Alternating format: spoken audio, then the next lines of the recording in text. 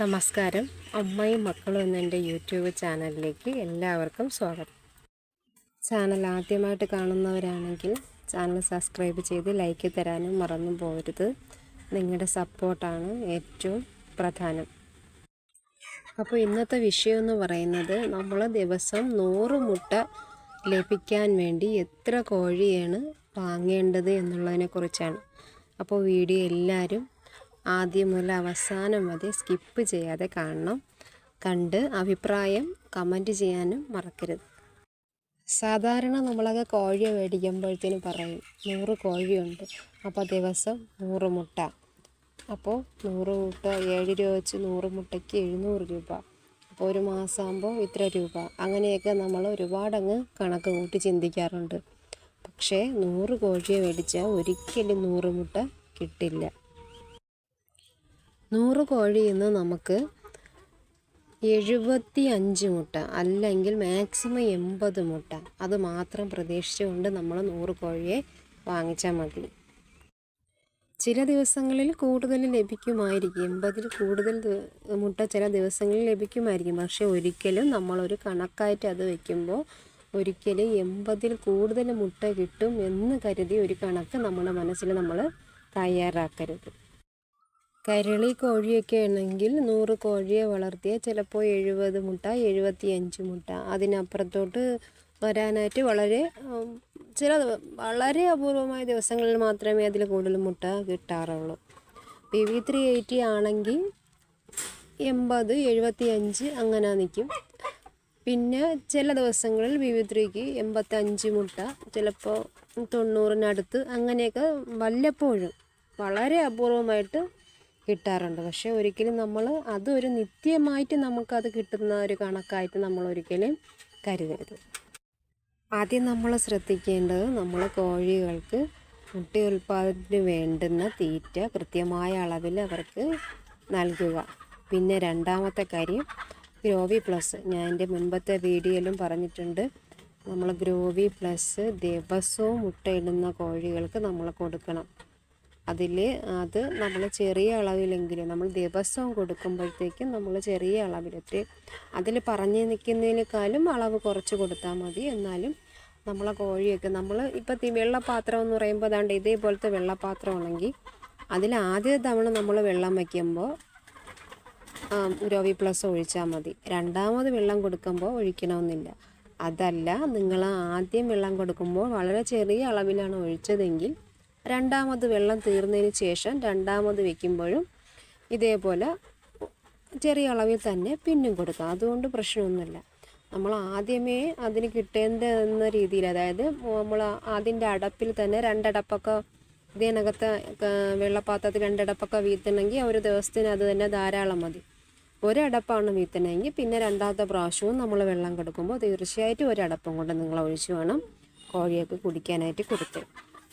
അതുകൊണ്ട് തന്നെ ഗ്രോവി പ്ലസ് കൃത്യമായിട്ട് നിങ്ങൾ എല്ലാ ദിവസവും വെള്ളത്തിൽ കലർത്തി കോഴികൾക്ക്, മുട്ടയിടുന്ന കോഴികൾക്ക് തീർച്ചയായിട്ടും കൊടുക്കണം. പിന്നെ 100 മുട്ട ഡെയിലി നമുക്ക് കിട്ടാൻ വേണ്ടി നമ്മൾ വളർത്തേണ്ട കോഴികളുടെ എണ്ണം എന്ന് പറഞ്ഞാൽ കൃത്യമായിട്ട് പറയുകയാണെങ്കിൽ അത് 150 കോഴിയാണ്. 100 മുട്ട നമുക്ക് ദിവസം കിട്ടണമെങ്കിൽ തീർച്ചയായിട്ടും നമ്മൾ 150 കോഴിയെ വളർത്തുക തന്നെ ചെയ്യണം. 150 കോഴിയെ വളർത്തുമ്പോൾ ഉറപ്പായും നിങ്ങൾക്ക് വിശ്വസിക്കാം 100 മുട്ട നിങ്ങൾക്ക് ഡെയിലി കിട്ടും. അല്ലാതെ നമ്മൾ 125 കോഴിയോ 120 കോഴിയോ 130 കോഴിയോ വളർത്തിക്കൊണ്ട് ഡെയിലി 100 മുട്ട കിട്ടണമെന്നില്ല. കറക്റ്റാ 100 മുട്ട നമ്മൾ മനസ്സിൽ ഇത്ര രൂപ വരുമാനം നമുക്കുണ്ടാവും എന്ന് കണക്കുകൂട്ടലോടെയാണ് നമ്മൾ കോഴിയെ മേടിക്കുന്നതെങ്കിൽ തീർച്ചയായും 150 കോഴിയെ വാങ്ങിച്ചാൽ മാത്രമേ 100 മുട്ട നമുക്ക് ഡെയിലി ലഭിക്കുകയുള്ളൂ.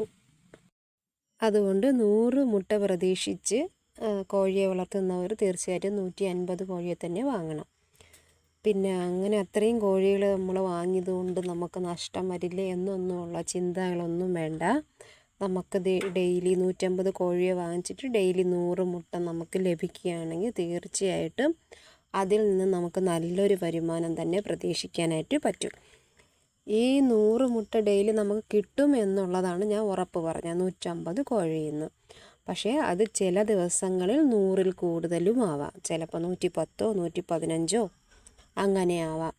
അപ്പോൾ അതും നമുക്ക് ലാഭമാണ്. ഒരിക്കലും 100-ൽ താഴെ പോവില്ല എന്നുള്ളതാണ് 150 കോഴിയിൽ നിന്ന് ഞാൻ ഉദ്ദേശിച്ചത്. അപ്പോൾ നിങ്ങൾ ഉറപ്പായിട്ടും 100 മുട്ട പ്രതീക്ഷിച്ച് കോഴിയെ വളർത്തുന്നെങ്കിൽ തീർച്ചയായിട്ടും 150 കോഴിയെ തന്നെ മേടിച്ച് വളർത്തണം. നിങ്ങൾക്ക് അതുകൊണ്ട് നഷ്ടങ്ങളൊന്നും വരില്ല. കോഴി വളർത്തൽ അറിഞ്ഞ് ചെയ്യുകയാണെങ്കിൽ നല്ല ലാഭമുള്ളൊരു ബിസിനസ് തന്നെയാണ്. മടിക്കാതെ നിങ്ങൾക്ക് 150 കോഴിയെ വാങ്ങിച്ച് ധൈര്യമായിട്ട് 100 മുട്ട പ്രതീക്ഷിച്ച് വളർത്താം. പിന്നെയുള്ള ഒരു കാര്യമെന്ന് വെച്ചാൽ, നമ്മൾ കോഴിയെ മേടിച്ച് വളർത്തുമ്പോൾ അതിൽ ചില കോഴികൾ ചിലപ്പോൾ 50 കോഴിയെ മേടിക്കുമ്പോൾ അതിൽ 10 കോഴിയൊക്കെ ചത്തുപോകുന്ന ഒരു സാഹചര്യം ചിലർക്കെങ്കിലും ഉണ്ടാകും. അപ്പോൾ നമ്മൾ 100 കോഴിയെ മേടിക്കുമ്പോൾ 20-25 കോഴി ചത്തുപോയാൽ നമുക്ക് നഷ്ടം തന്നെയാണ്. അപ്പോൾ അതിൽ നമ്മൾ ശ്രദ്ധിക്കേണ്ട കാര്യമെന്ന് പറയുമ്പോൾ, നമ്മൾ നല്ല കർഷകരിൽ നിന്ന് നമ്മൾ നല്ല കോഴിയെ നോക്കി തിരഞ്ഞെടുക്കണം. അല്ലാതെ അസുഖം വന്ന് നമ്മൾ കോഴിയെ കാണുമ്പോഴേ നമുക്കത് മനസ്സിലാവും. അസുഖം വന്ന് മൂലയിൽ നിൽക്കുകയും ആഹാരം കഴിക്കാതെയൊക്കെ ചടഞ്ഞ് നിൽക്കുന്ന കോഴികളൊന്നും ആ കൂട്ടത്തിൽ നിന്നേ നിങ്ങൾ കോഴിയെ മേടിക്കാൻ പോകരുത്. വാങ്ങിച്ചുകൊണ്ട് വന്നാൽ ഇപ്പോൾ നമ്മൾ മേടിക്കുന്ന കോഴി നല്ല ആക്റ്റീവായിരിക്കും അന്നേരം. നമ്മൾ വീട്ടിൽ കൊണ്ടുവന്ന് കുറച്ച് ദിവസം കഴിയുമ്പോഴത്തേക്കും ആ കോഴിക്കും നേരത്തെ അവിടെ കണ്ട അസുഖം ആ കോഴിക്കും തീർച്ചയായിട്ടും വരും. കോഴിക്കുള്ള അസുഖം എന്ന് പറയുന്നത് അങ്ങനെയാണ്. എന്ന് വെച്ചാൽ നമ്മൾ നോക്കിക്കൊണ്ട് നിൽക്കവേ തന്നെ അസുഖം വരുന്ന ഒരു ശൈലിയാണ് കോഴിക്കുള്ളതെന്ന് പറയുന്നത്. നമ്മൾ കൂട്ടിൽ ഒരുമിച്ചിട്ട് വളർത്തുന്ന കോഴികളിൽ ഒരെണ്ണത്തിന് അസുഖം വന്നാൽ തീർച്ചയായിട്ടും എല്ലാ കോഴികൾക്കും തുടരെയുള്ള ദിവസങ്ങളിൽ അസുഖം വന്നുകൊണ്ടേയിരിക്കും. അപ്പോൾ അസുഖം വന്ന കോഴികളെ ഇട്ടേക്കുന്ന ഷെഡ് കണ്ട ആ ഷെഡിലുള്ള കോഴിയെ നമ്മൾ തീർച്ചയായിട്ടും വാങ്ങിക്കാനായിട്ട് നിൽക്കരുത്. നിന്നാൽ നമുക്ക് നഷ്ടമേ ഉണ്ടാവുകയുള്ളൂ. അപ്പോൾ നമ്മൾ നല്ല കോഴിയെ സെലക്ട് ചെയ്യുക അല്ലെങ്കിൽ തിരഞ്ഞെടുക്കുക എന്നുള്ളതാണ് ഏറ്റവും പ്രധാനമായിട്ടുള്ള കാര്യം. അപ്പോൾ നമ്മൾ കോഴി വളർത്തലിലേക്ക് ഇറങ്ങുമ്പോൾ നമ്മൾ പഠിക്കേണ്ട കുറച്ച് കാര്യങ്ങളുണ്ട്. അതെല്ലാം നമ്മൾ മനസ്സിലാക്കിയതിന് ശേഷം മാത്രമേ നമ്മളിതിലോട്ട് വരാവൂ. കോഴി വളർത്തൽ നല്ല വരുമാനമാണ് എന്നുള്ള ഒരാൾ പറയണ കേട്ടുകൊണ്ട് നമ്മൾ ചാടി ഈ ബിസിനസ്സിലോട്ട് ഇറങ്ങരുത്. നമുക്കതിനെ വളർത്താനും നമുക്കതിനോടുള്ളൊരു ഇഷ്ടവും വളർത്താനുള്ള താല്പര്യവും എല്ലാം ഇതിലെ വിജയത്തിൻ്റെ ഏറ്റവും പ്രധാന വിഷയങ്ങളാണ്. അപ്പോൾ നമുക്ക് താല്പര്യമുണ്ടെങ്കിൽ മാത്രമേ നമ്മൾ ഈ ഒരു ബിസിനസ്സിലോട്ട് വരാവൂ. നിങ്ങൾ താല്പര്യത്തോടെയാണ് ഇത് ചെയ്യുന്നതെങ്കിൽ, നിങ്ങൾ ഇഷ്ടത്തോടെയാണ് ഇത് ചെയ്യുന്നതെങ്കിൽ തീർച്ചയായിട്ടും കോഴി വളർത്തൽ ഒരു വൻ വിജയം തന്നെയായിരിക്കും ഒരു വീട്ടമ്മയെ സംബന്ധിച്ചിടത്തോളം. വീട്ടമ്മ എന്ന് ഞാൻ പറഞ്ഞുകൊണ്ട് വീട്ടമ്മമാർക്ക് മാത്രമേ ഈ ഒരു ബിസിനസ് ചെയ്യാവുന്നൊന്നുമില്ല. ഒരുപാട് ആൾക്കാർ ഇതുകൊണ്ട് ഉപജീവനമാർഗം നടത്തുന്ന ഒരുപാട് കർഷകരുണ്ട്. സ്ത്രീകളായാലും പുരുഷന്മാരായാലും ഒരുപാട് ആൾക്കാർ ഈ ഒരു മുട്ടക്കോഴി വളർത്തലിലൂടെ, ഇറച്ചിക്കോഴി വളർത്തലിലൂടെയും എഗ് ആൻഡ് നഴ്സറിയിലൂടെ അങ്ങനെ ഒരുപാട് കോഴി വളർത്തലിലൂടെ വരുമാനം കണ്ടെത്തുന്ന ഒരുപാട് ആൾക്കാർ നമുക്കുണ്ട്. അപ്പോൾ നമ്മളും താല്പര്യത്തോടെ ഇതിലേക്ക് വരികയാണെങ്കിൽ തീർച്ചയായും ഒരു വിജയം തന്നെയാണ് കോഴി വളർത്തൽ. എല്ലാ ബിസിനസ്സും എന്ന പോലെ ഇതിലും നമുക്ക് അറിവ് ഏറ്റവും പ്രധാനമാണ്. ആ അറിവിലൂടെ മാത്രമേ നമുക്ക് വിജയത്തിലേക്ക് നടന്നെടുക്കാനായിട്ട് സാധിക്കൂ. അപ്പോൾ എല്ലാവരും ഇതിനെക്കുറിച്ച് അറിഞ്ഞ് ഈ ബിസിനസ് ചെയ്യുക. വിജയം ഉറപ്പ് തന്നെയാണ്. അപ്പോൾ തമ്പനയിലിൽ സൂചിപ്പിച്ച പോലെ 100 മുട്ട ഡെയിലി കിട്ടണമെങ്കിൽ 150 കോഴിയെ തന്നെ മേടിക്കണം. അപ്പോൾ തീർച്ചയായിട്ടും ഇങ്ങനൊരു ബിസിനസ് ചെയ്ത് എല്ലാവരും വിജയത്തിലേക്ക് എത്താൻ സാധിക്കട്ടെ എന്ന് ഞാൻ ആശംസിക്കുന്നു. ഇനി ഇതുപോലുള്ള വീഡിയോകളായിട്ട് ഞാൻ വരും. വീഡിയോയെ സപ്പോർട്ട് ചെയ്യണം, സബ്സ്ക്രൈബ് ചെയ്യണം, ലൈക്ക് ചെയ്യണം. അപ്പോൾ എല്ലാവിധ സപ്പോർട്ടും നിങ്ങളിൽ നിന്ന് ഞാൻ പ്രതീക്ഷിക്കുകയാണ്. പിന്നെ ഞാൻ എങ്ങനെയാണ് ഈ മുട്ടക്കോഴി വളർത്തലിലേക്ക് വന്നത് എന്നുള്ളതിനെക്കുറിച്ചൊരു വീഡിയോ ഞാൻ അടുത്തതായിട്ട് ചെയ്യുന്നുണ്ട്. അപ്പോൾ അതും നിങ്ങൾ കണ്ട് അതിന് സപ്പോർട്ട് ചെയ്യണം. നിങ്ങളുടെ അഭിപ്രായങ്ങളെല്ലാം അറിയിക്കണം. Okay, by.